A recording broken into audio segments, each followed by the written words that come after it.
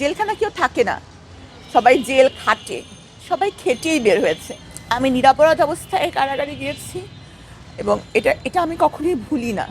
এখনও রাতের বেলা আমি জেগে উঠে বসে থাকি, মানে আমি সেই ট্রমা থেকে আজও বের হতে। আর একটা জায়গায় আছে যেখানে ধনী গরিব এক কাতারে, সেটা হচ্ছে সম্বলে কম্বলে কারাগার।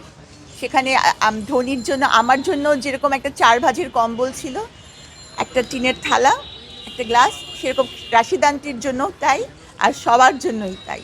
অনেক কষ্টের সময়, যেমন গরমে ছটফট করছি, সে একটা গামছা ভিজিয়ে আমার গায়ে গা মুছিয়ে দিত।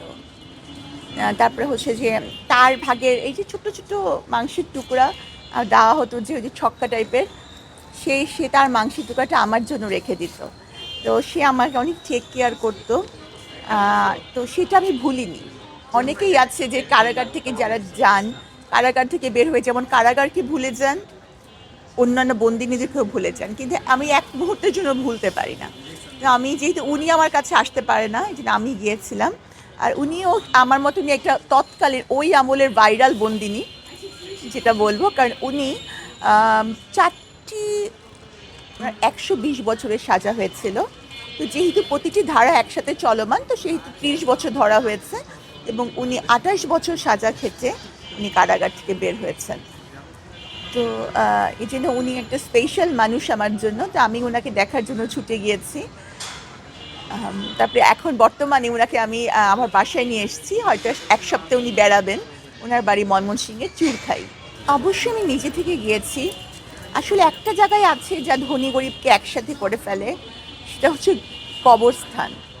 আর সেই কবরস্থান বাদে জীবদ্দশা আমি সবার সাথে ওইখানে এক কাতারে হয়ে গেছি। তো এখন আমি যেখানেই থাকি না কেন, যে সোসাইটি আমি বিলং করি না কেন, আমার কাছে এখন আমরা সব সমান। তো গরিবের ঘরে হাতির পাড়া না, তাই উনি আমি একদম এক। আমি যখন ওনাকে দেখেছি, জড়িয়ে ধরেছি, মানে আসলে আমিও ভাষাহীন, উনিও বাকরুদ্ধ। আর আমরা যারা জেল খেটে এসেছি না, আমরা অত বেশি আবেগ হয়তো দেখাতে পারি না, আমাদের আবেগটা আমাদের অন্তরে আমরা ধারণ করি। তো ওনাকে আমি যখন চলে এসেছি ময়মনসিংহ থেকে, তখন উনি বলে যে আমি তো ঘুমাতে পারি না, সারাক্ষণ আমি সাবরিনাকে মনে করি, সারাক্ষণ আমার কাছে চোখে ভাসে মিষ্টি যে এসে ধান করছিল, মিষ্টি যে এসে রান্না করছিল। তো উনি পরে খুবই আমাকে মিস করছে, পরে আমি লোক পাঠিয়ে ওনাকে নিয়ে এসেছি। উনি 1 সপ্তাহ হয়তো থাকবে আমার বাসায়। তো এটা একটা অন্যরকম টান। আমি যতদিন বেঁচে থাকবো, আমি আমার বন্দিনী পরিচয়ে বেঁচে থাকবো।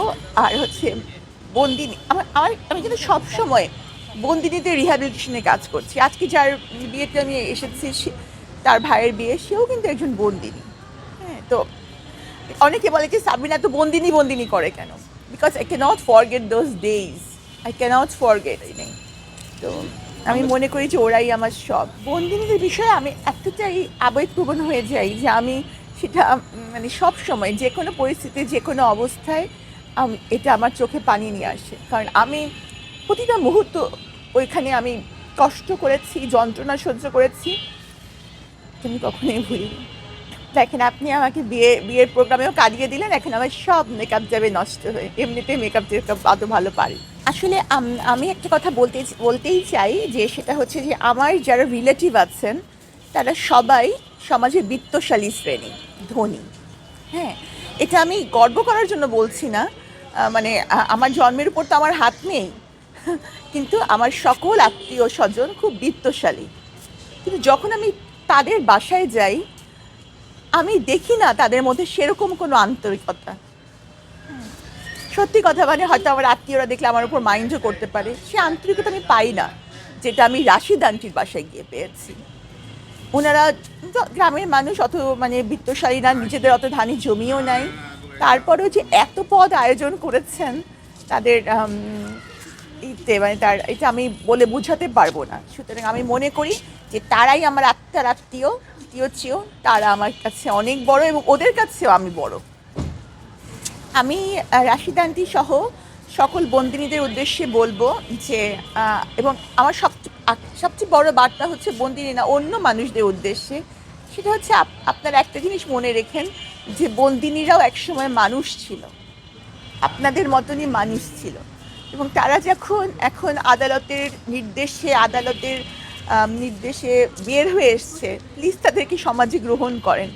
তাদেরকে উপহাস, চোখে আঙ্গুল দিয়ে দেখানো যে তুমি না এটা করছিলা। যারা বন্দিনী ছিল তারা সবাই কষ্ট করে সাজা খেটে, জেলখানা কেউ থাকে না, সবাই জেল খাটে, সবাই খেটেই বের হয়েছে। দয়া করে তাদেরকে মানুষ হিসাবে তাদের মর্যাদাটুকু দিন, আমি এটাই বলতে চাই।